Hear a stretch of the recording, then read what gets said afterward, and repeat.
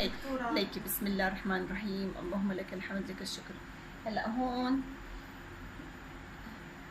الخلاص. بسم الله الرحمن الرحيم. اللهم لك الحمد لك الشكر. 19/1 تاريخ اخر خمس. هيدا البيبي الحباب تبوشنا الحلو، نحن بنحبك. سلام الله عليك ورحمته وبركاته. نفس عميق نفس عميق.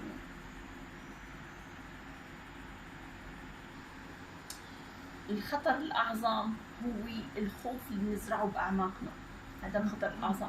لذلك نحن حتى لو كانت خلاص هلا 19 أسبوع من الحمل، لو خلاص بنخفض ناخذ الأمور بكل يسر، بنحتاط بنحذر، لكن بنكون أقوياء وبنوثق بنفسنا إنه نحن بنتغلب على أي أمر وأي مشكلة وقادرين عليها وما بنخاف منها، لأنه نحن أقوياء بإذن الله.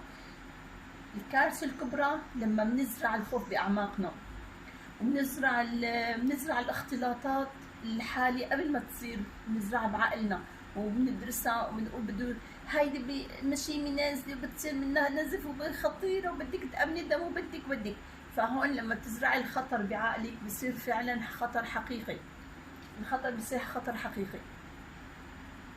وضع منيح الحمد لله. 19 أسبوع. هيدي هي المشيمة. المشيمة هي عضو مهم جدا، عضو حيوي ومغذي، وهو حرف الواو تبادلي بين الأم وبين الجنين. لكن نحن لما بنولد بدنا نكون أمهات لهالمشيمة، بدنا نكون أمهات للرحم، بدنا نكون حنونين عليه وبلطف وبحنية، نعرف كيف نشيل ونخلص الخلاص من جوا الرحم ونولد الجنين بأقل رد. لأنه الرحم هالمشيمة اللي جاي هيك محاوطة عنق الرحم طبعا بتخوف، لكن نحن ما بنزرع الخوف، لأنه الخوف إذا انزرع بيطلع معنا ريح عاصفة.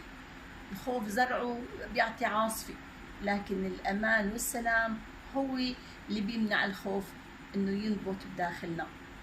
الثقة بالله واليقين بالله هو اللي بيخلينا نحن نزهر حياة ونعطي ظلال وارفي للناس اللي بدين يعبروا الطريق، يقعدوا وياخذوا هنا وبرودة ودفى وعفى من وجودنا حولين. هذا الجنين منيح كتير، مقاسات 19 أسبوع، الوزن تقريبا 300 جرام، بنوتي حلوة كتير، وضع منيح. هيدي العمود الفقري وهون كل شيء حلو. هلا بنعمل ايكو مهبل لنتاكد من توضع الخلاص. ليكي يا حبيبه قلبي، شايفه هالحكي هذا الحلو كلاته اللي حكينا للرحم؟ ليكي الرحم ما احلى، عنق الرحم طبيعي طويل، رح ناخذ مقاس. ليكي يا غالي طول عنق الرحم 5 سم.2 وما عندي اي وجود للمشيمه، عفوا منك بس. ليكي هوني محيط عنق الرحم، ما عندي اي وجود للمشيمه، نحن بخير جدا بخير، نشكر الله. الحمد لله الحمد لله نحن بخير.